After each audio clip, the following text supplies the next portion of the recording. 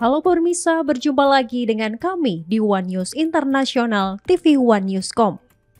Moskow menyatakan bahwa negara-negara barat anggota NATO tengah mempersiapkan persenjataan untuk menghadapi kemungkinan konfrontasi langsung dengan Rusia.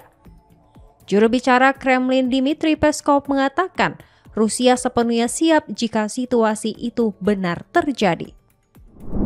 Informasi lainnya, tim pengamat ASEAN mengunjungi korban luka setelah terjadi bentrokan di perbatasan Thailand dan Kamboja. Kementerian Pertahanan Kamboja melaporkan pasukan Thailand melepaskan tembakan pada Rabu sore waktu setempat. Selengkapnya hanya di One News Internasional.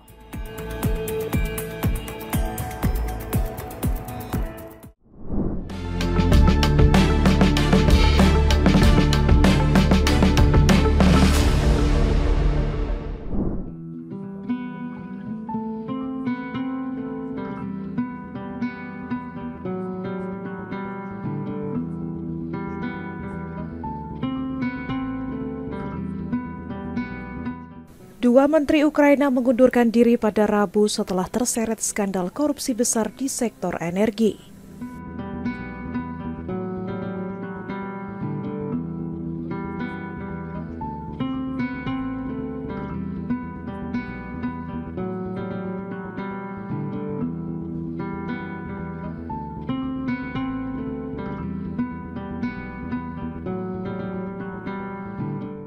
Menteri Kehakiman German Galushchenko dan Menteri Energi Svetlana Grinchuk mundur setelah Presiden Volodymyr Zelensky meminta keduanya bertanggung jawab atas dugaan suap.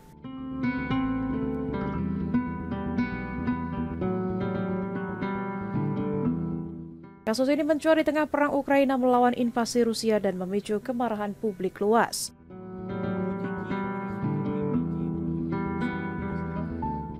Penyidik menuduh para sekutu Zelensky terlibat dalam skema suap senilai 100 juta dolar Amerika Serikat. Zelensky menegaskan kedua menteri tak bisa tetap menjabat saat negara menghadapi krisis energi akibat serangan Rusia. Tak lama setelah pernyataan itu, keduanya menyerahkan surat pengunduran diri kepada Perdana Menteri Yulia Sviridenko. Skandal ini berpusat pada dugaan suap dari kontrak Energoatom, operator nuklir utama Ukraina.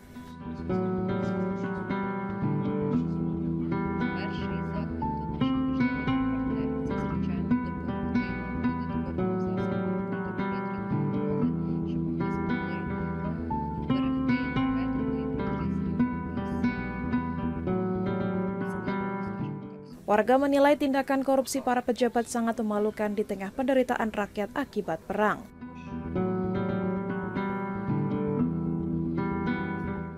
Ini menjijikan, mereka menghancurkan masa depan kita, kata David, seorang kreator konten muda kepada AFP.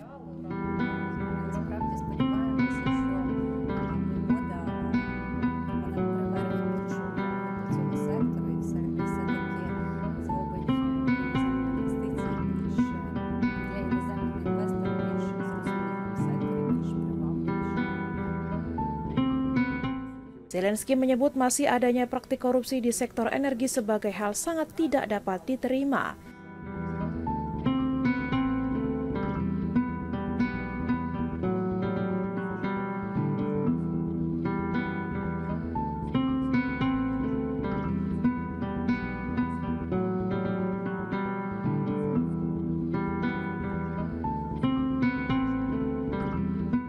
Penyidik menyebut skema ini didalangi Timur Mindih, mantan rekan bisnis Zelensky yang kini buron.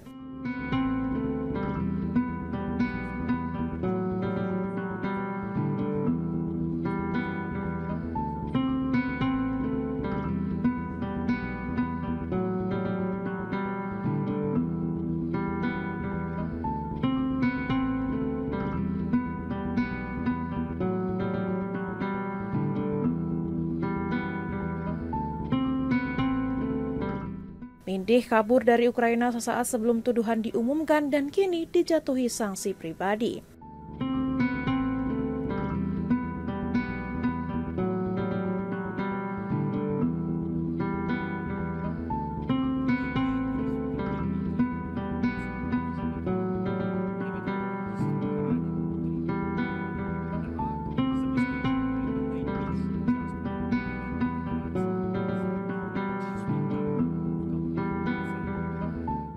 Skandal ini menjadi ujian besar bagi Zelensky di tengah tudingan sentralisasi kekuasaan.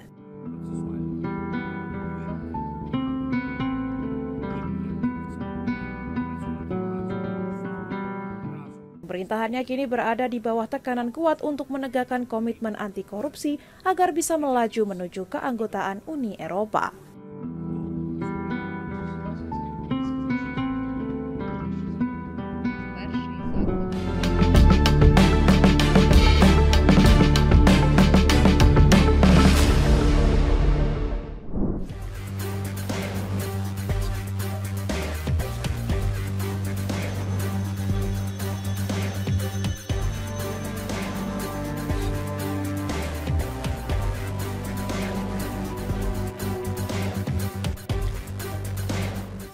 Moskow menyatakan bahwa negara-negara barat anggota NATO tengah mempersiapkan persenjataan untuk menghadapi kemungkinan konfrontasi langsung dengan Rusia.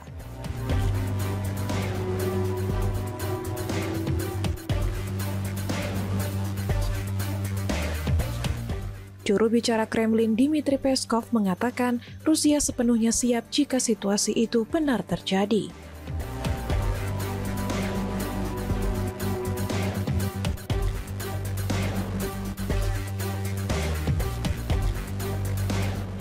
Ia sependapat dengan Presiden Serbia Aleksandar Vučić yang menilai militerisasi cepat di Eropa membuat perang Rusia dan NATO semakin sulit dihindari.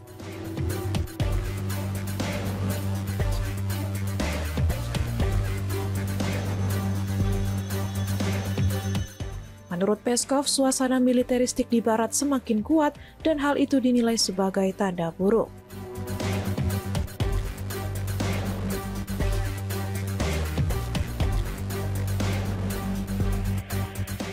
Ia menegaskan bahwa Rusia sudah lama menyadari potensi ancaman tersebut dan telah mengambil langkah untuk melindungi keamanan nasional.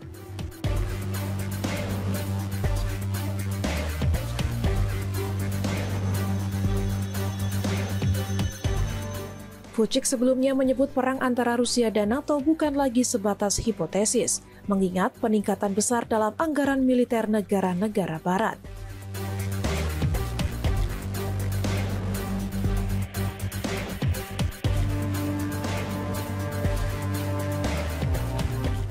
Ia menyoroti kesiapan negara seperti Rumania, Polandia, dan Finlandia yang memperkuat kemampuan militernya dengan dalih pertahanan.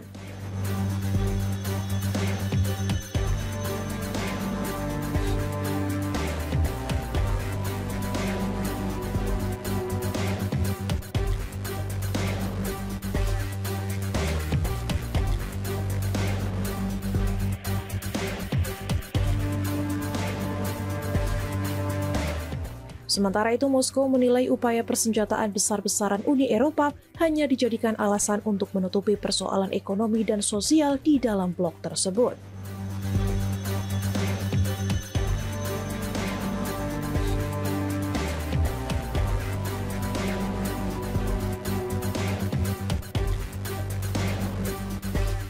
Peskov mencontohkan Polandia yang menaikkan anggaran pertahanannya hingga mendekati 5% dari PDB. Meski hal itu bisa merusak perekonomian mereka sendiri.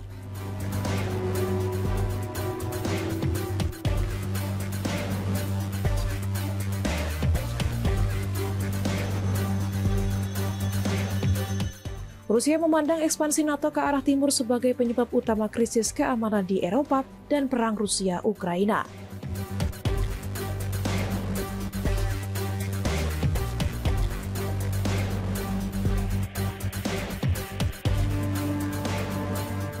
Langkah NATO untuk menjanjikan keanggotaan bagi Ukraina sejak 2008 dianggap memperburuk hubungan kedua pihak.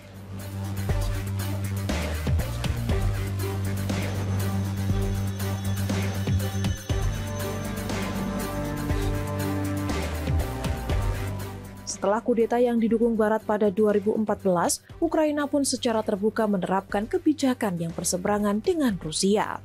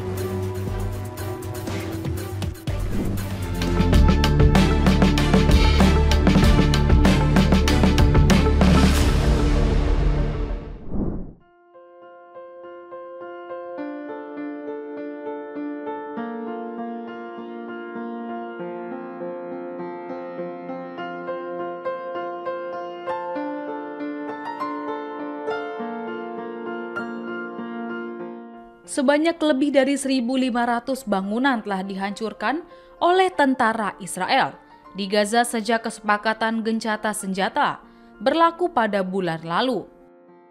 Melalui citra satelit yang ditinjau oleh BBC Verify, menunjukkan bahwa seluruh kawasan permukiman di wilayah yang dikuasai Israel di luar telah hancur total sejak 10 Oktober.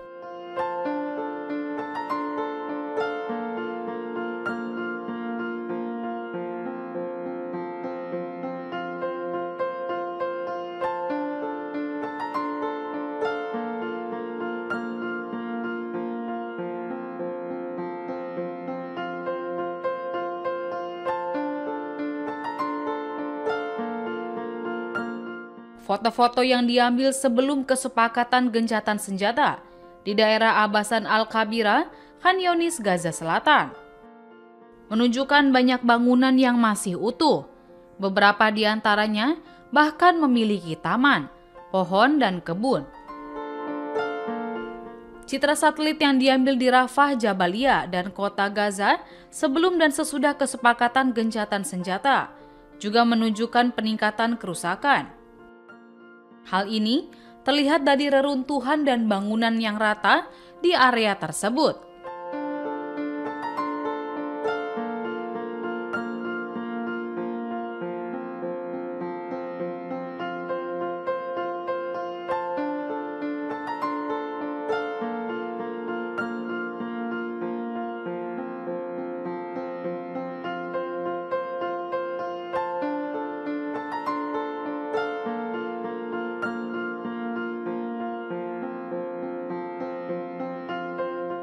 Seorang juru bicara tentara Israel mengklaim bahwa pembongkaran bangunan dilakukan sebagai respons terhadap ancaman dan bertujuan membongkar infrastruktur Hamas.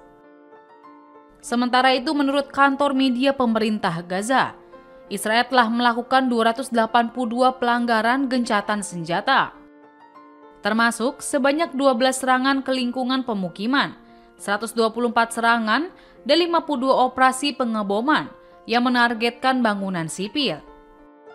Akibat serangan Israel tersebut, sebanyak 242 warga Palestina tewas dan lebih dari 620 lainnya terluka.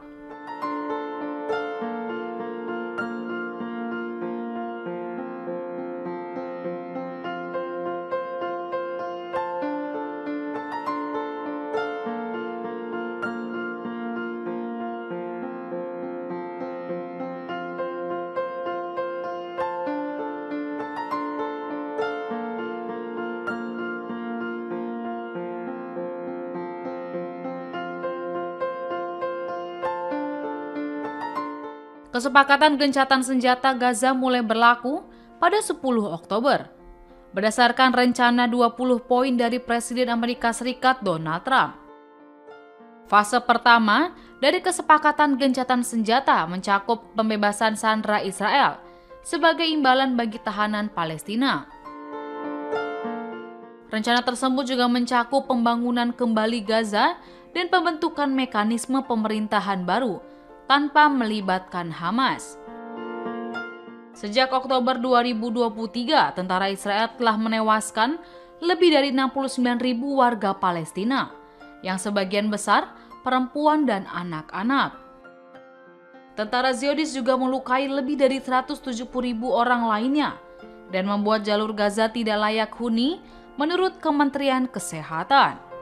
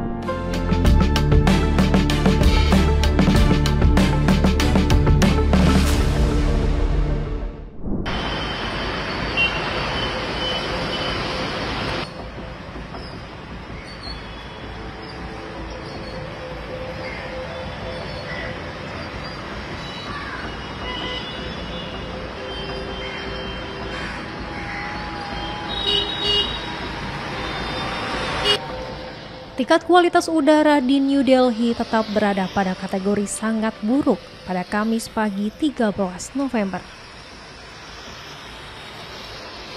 Tingkat partikel berbahaya PM2.5 tercatat mencapai 423 di sejumlah wilayah ibu kota India.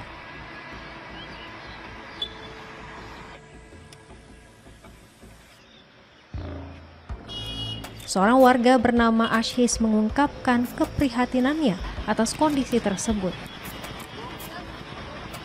Ia menyebut polusi udara pagi hari sangat mengkhawatirkan dan berharap pemerintah segera mengambil langkah nyata untuk mengatasinya.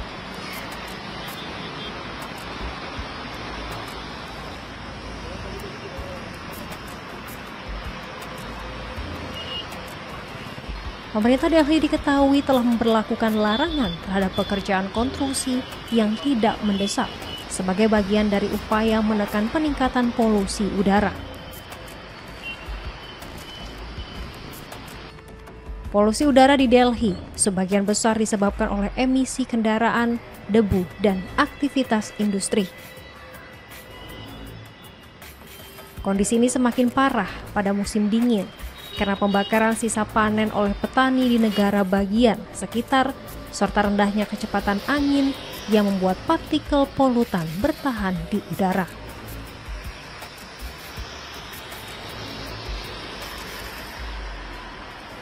Kondisi ini menyebabkan jutaan warga kota harus berjuang menghadapi berbagai gangguan pernapasan akibat kualitas udara yang memburuk.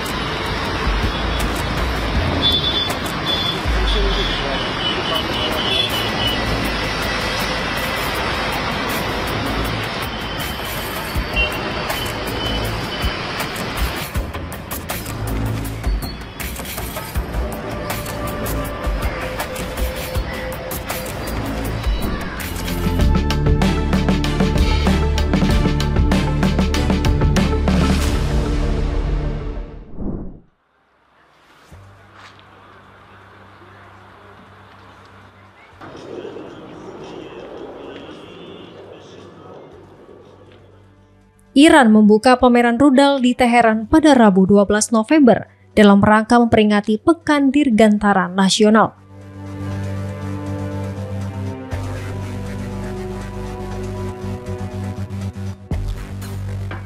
Rekaman menunjukkan sejumlah rudal, pesawat tak berawak, dan berbagai peralatan militer lainnya dipamerkan di Museum Pasukan Dirgantara Korps Garda Revolusi Islam.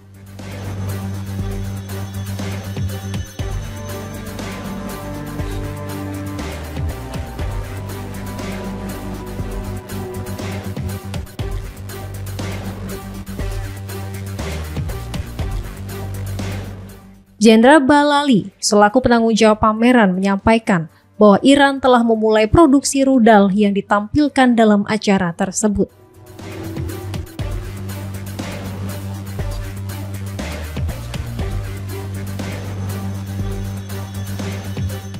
Ia juga menambahkan bahwa saat ini negaranya telah mampu merancang, memproduksi, dan memanfaatkan berbagai jenis rudal penting untuk keperluan peperangan darat ke darat.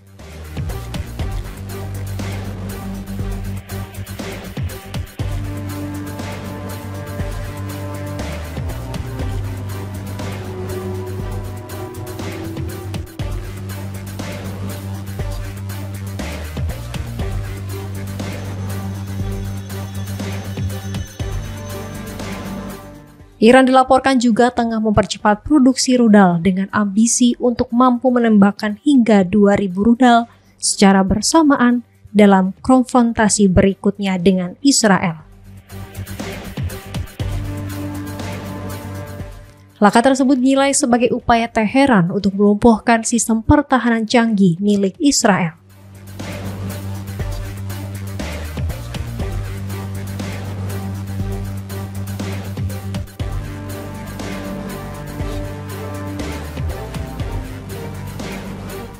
Direktur Proyek Iran di International Crisis Group Ali Faiz menyebut bahwa perkembangan pesat program rudal Iran berpotensi membobol sistem pertahanan Israel.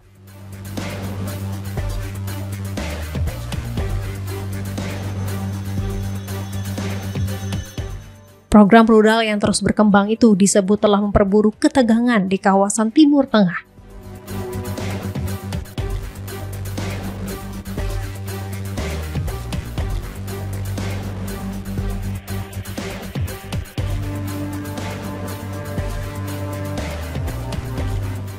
Para analis menilai, apabila Teheran berhasil mencapai kapasitas tersebut, sistem pertahanan berlapis Israel akan menghadapi tekanan besar yang belum pernah terjadi sebelumnya.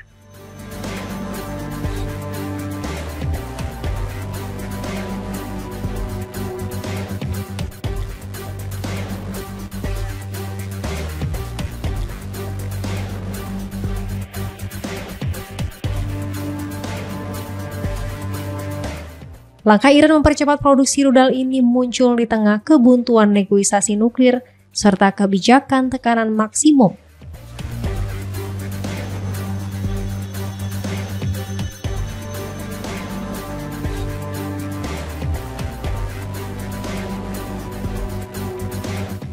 Yang kembali digencarkan oleh Presiden Amerika Serikat Donald Trump.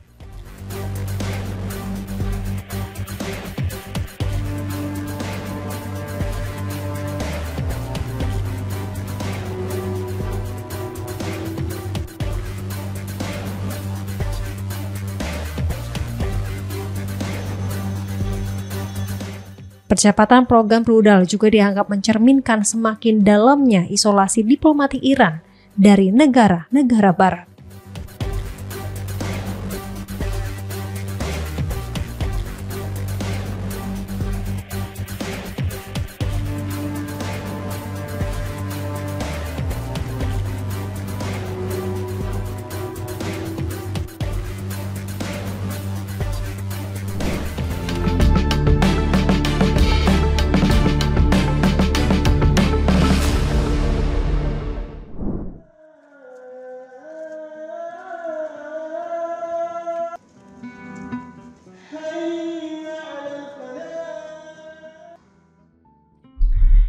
Tidak ada genosida di Nigeria Utara, kata Ketua Komisi Uni Afrika pada hari Rabu 12 November.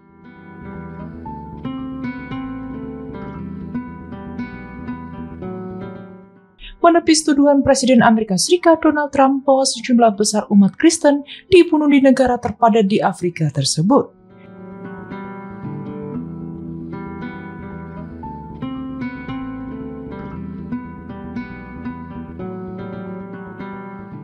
Apa yang terjadi di Nigeria Utara tidak ada hubungannya dengan jenis kekejaman yang kita saksikan di Sudan atau di beberapa bagian timur Republik Demokratik Kongo, ujar Mahmoud Ali Yusuf.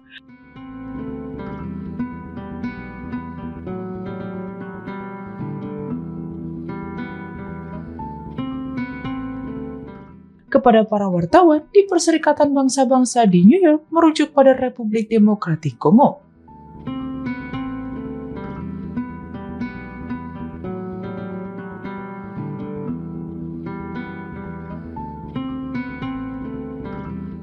Pikirkan 2 kali sebelum membuat pernyataan seperti itu, katanya. Korban pertama Boko Haram adalah Muslim, bukan Kristen.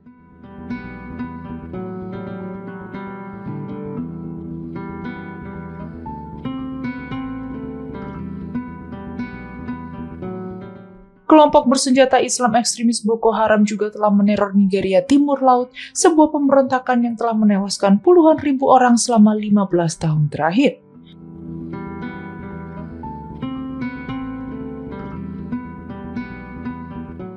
Para pakar hak asasi manusia mengatakan sebagian besar korban Boko Haram adalah Muslim.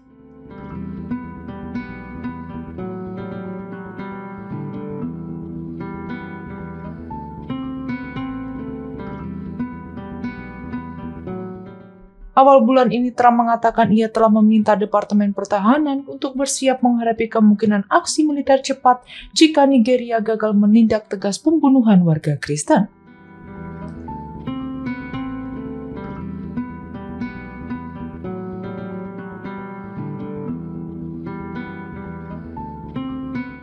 Ia tidak memberikan bukti spesifik atas tuduhannya.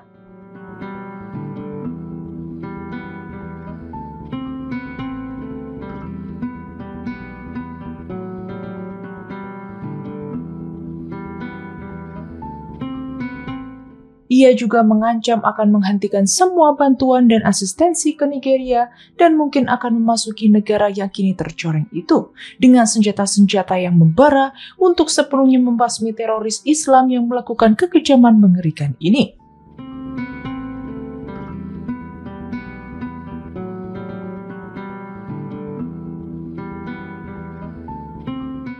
Kementerian Luar Negeri Nigeria mengatakan negara itu akan terus memerangi ekstremisme kekerasan dan berharap Washington akan tetap menjadi sekutu dekat.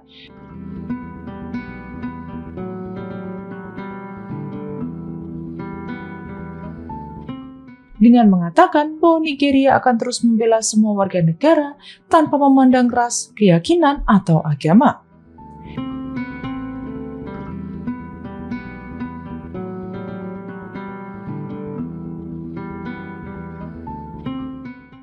Nigeria yang memiliki 200 kelompok etnis yang mempraktikkan agama Kristen, Islam, dan agama tradisional memiliki sejarah panjang hidup berdampingan secara damai.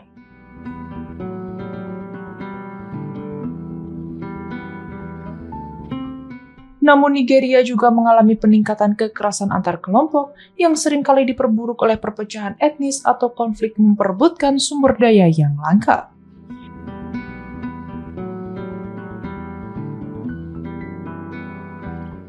Pekan lalu Trump kembali memasukkan Nigeria ke dalam daftar negara yang menurut Amerika Serikat telah melanggar kebebasan beragama dan pada hari Sabtu 1 November.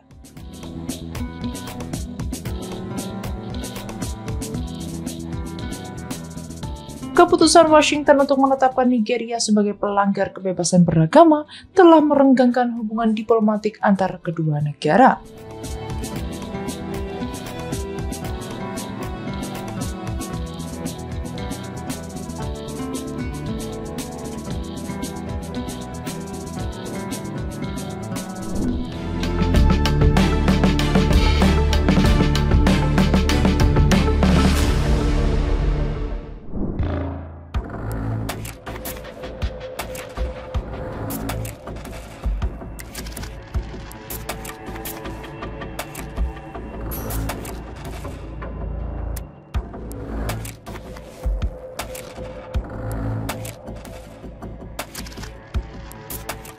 Menteri Luar Negeri Amerika Serikat Marco Rubio pada hari Rabu 11 November menepis laporan bahwa Inggris telah berhenti berbagi informasi intelijen tentang kapal-kapal penyelundup narkoba. Karena kekhawatiran akan serangan militer Amerika Serikat di Karibia. Rubio mengatakan bahwa tidak ada perubahan yang menghalangi kemampuan Washington untuk bertindak. Berbicara kepada wartawan setelah pertemuan para Menteri Luar Negeri Kelompok 7 di Kanada, Rubio mengatakan tidak ada yang menyinggung operasi di dekat Venezuela.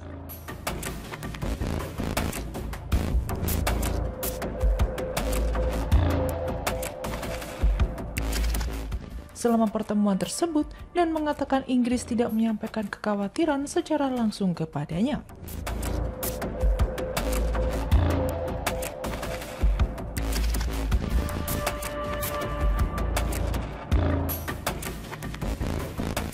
Ketika ditanya tentang laporan CNN bahwa Inggris telah menangguhkan pembagian informasi intelijen, Rubio menyebutnya sebagai berita palsu.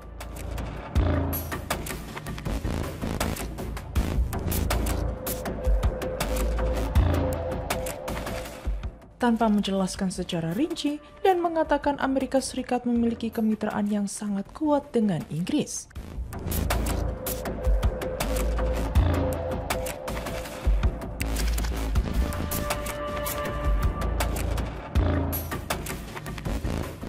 Sebelumnya, militer Amerika Serikat menewaskan 3 orang dalam serangan terhadap kapal yang diduga mengangkut narkoba di perairan internasional di Karibia pada hari Kamis 6 November. Ujar Menteri Pertahanan Amerika Serikat Pete Hegseth.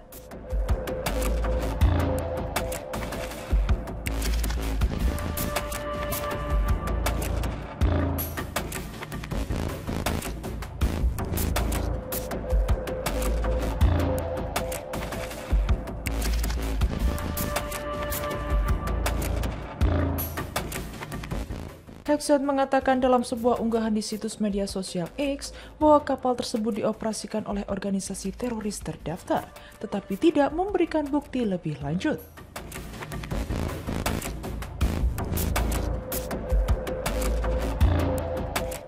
Unggahan yang menyertakan klip video berdurasi 20 detik yang ditandai sebagai tidak rahasia yang menunjukkan sebuah kapal di air yang terkena amunisi dan meledak.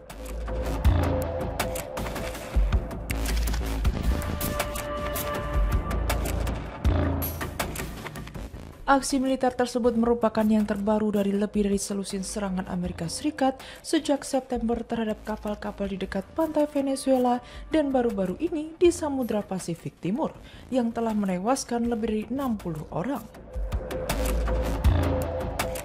Amerika Serikat juga telah menawarkan bantuan untuk India dalam menyelidiki ledakan fatal di Delhi, ibu kota, di mana pihak berwenang sedang melakukan penyelidikan yang sangat profesional, kata Rubio pada hari Rabu. Berbicara kepada para wartawan, Menteri Luar Negeri juga menyatakan kekhawatiran bahwa gelombang kekerasan terbaru oleh pemukim Israel di tepi barat yang diduduki Israel dapat meluas dan melemahkan upaya perdamaian yang didukung Amerika Serikat di Gaza.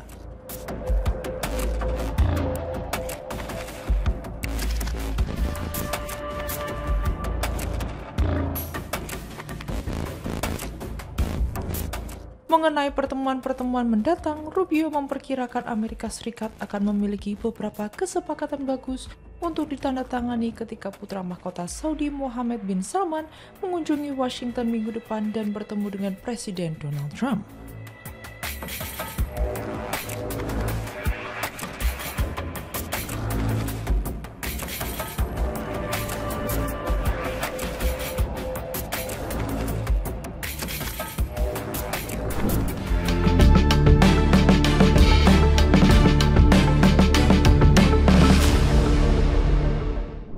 We also have the pictures of the military Istanbul.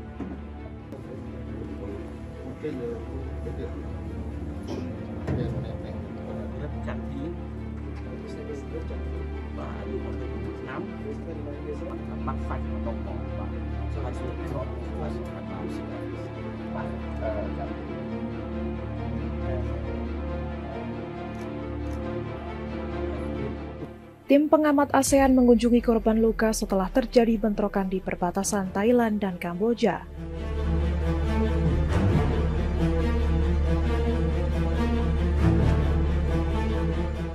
Insiden ini terjadi di wilayah yang masih disengketakan antara kedua negara.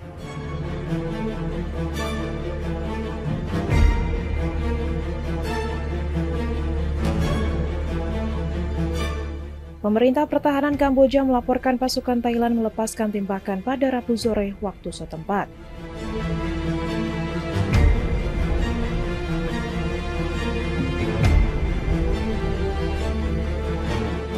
Akibat serangan tersebut, 1 orang dilaporkan tewas dan 3 lainnya terluka.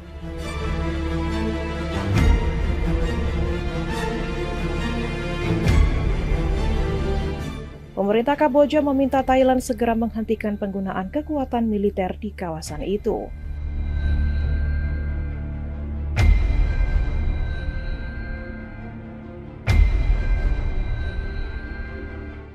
Selain itu, Kamboja juga mendesak adanya penyelidikan independen untuk mengungkap penyebab bentrokan.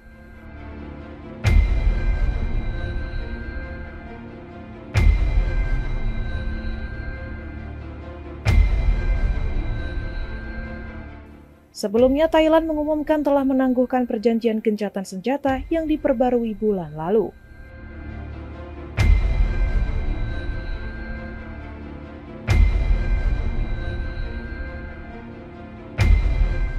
Perjanjian itu sebelumnya ditandatangani oleh kedua negara di hadapan Presiden Amerika Serikat Donald Trump. I also call for an independent investigation into this incident and appeal for the participation of qualified international parties to uncover the truth and those responsible in order to. Thailand menyatakan langkah penangguhan diambil karena meningkatnya ketegangan di perbatasan.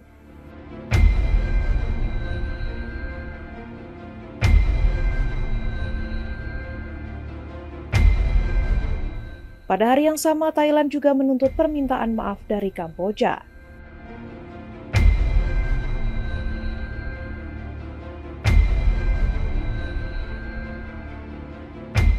Tuntutan itu muncul setelah seorang tentaranya terluka akibat ranjau darat di dekat garis perbatasan.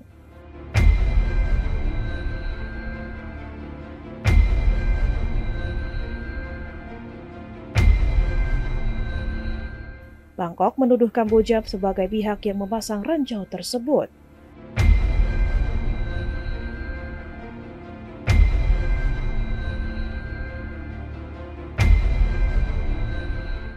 Namun, Kamboja membantah tuduhan itu dan menegaskan komitmen pada kesepakatan damai yang dibuat bulan Oktober.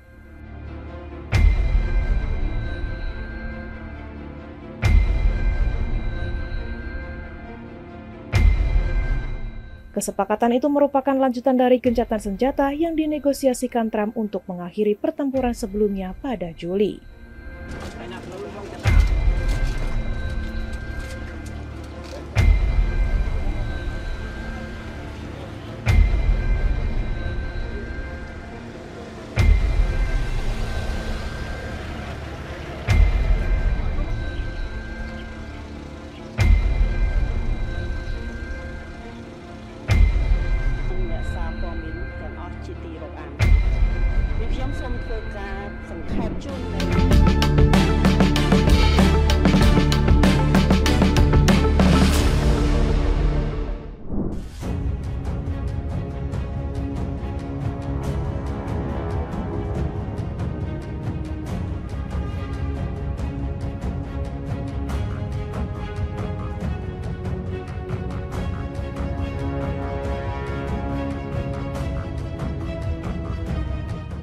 Wali kota terpilih New York City Zohran Mamdani tengah menjadi sorotan setelah mengubar janji dalam kampanyenya yang berani.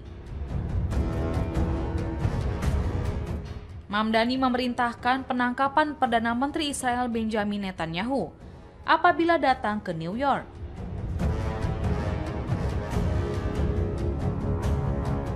Pernyataan ini muncul setelah kabar bahwa Netanyahu secara resmi diundang ke New York pada 1 Januari 2026, bertepatan dengan hari pertama Mamdani menjabat sebagai wali kota.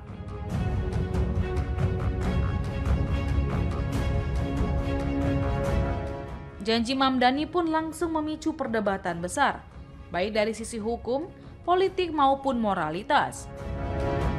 Diketahui Mamdani merupakan seorang demokrat sosialis dan aktivis pro-Palestina yang dikenal vokal. Ia menyebut akan menghormati perintah penangkapan dari Pengadilan Kriminal Internasional atau ICC terhadap Netanyahu. ICC mengatakan bahwa pemimpin Israel itu melakukan kejahatan perang dan kejahatan terhadap kemanusiaan atas serangan di Gaza. Lantas, apakah Mamdani benar-benar bisa menangkap Netanyahu?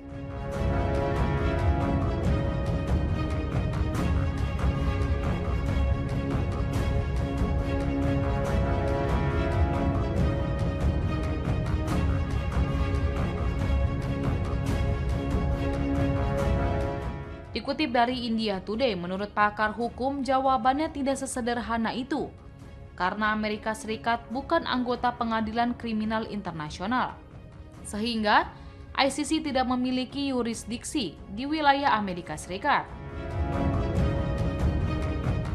Artinya, surat perintah penangkapan internasional tidak dapat dilaksanakan secara legal di New York atau kota manapun di Amerika Serikat.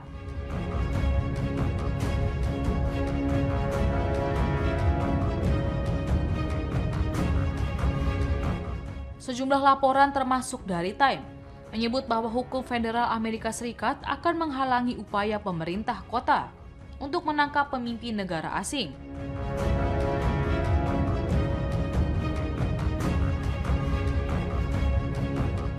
Dalam konstitusi, urusan luar negeri adalah wewenang pemerintah federal, bukan pemerintah lokal. Bahkan, jika Mamdani benar-benar memerintahkan penahanan, otoritas federal bisa langsung membatalkannya. Sementara itu, Netanyahu menanggapi santai ancaman tersebut.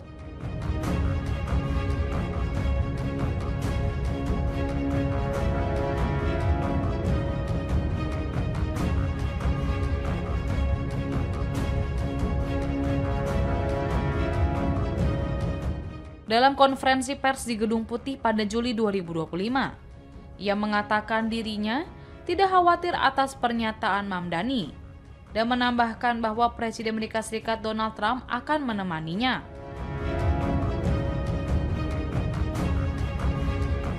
Meski secara hukum sulit diwujudkan untuk menangkap Netanyahu, namun janji Mamdani memiliki makna simbolik besar.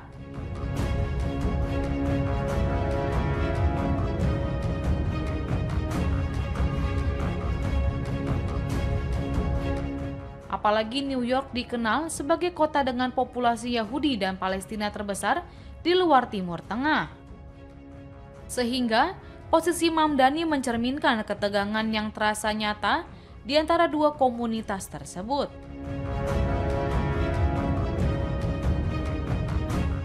Mamdani mengatakan niatnya bukan untuk menyerang komunitas Yahudi, melainkan untuk menegakkan hukum internasional dan keadilan universal.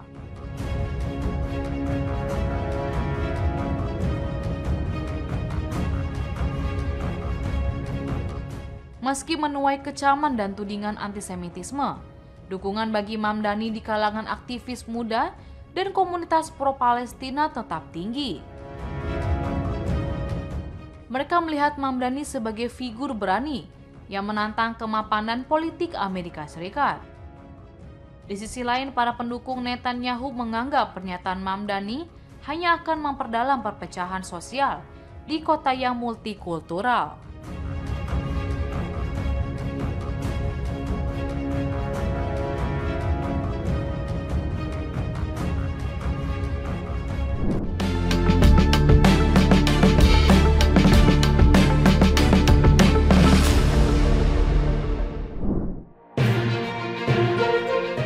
Demikian informasi yang dapat kami sampaikan pemirsa. Terima kasih telah bergabung bersama kami. Sampai jumpa di One News Internasional berikutnya setiap pukul 8 malam hanya di kanal YouTube TV One Newscom.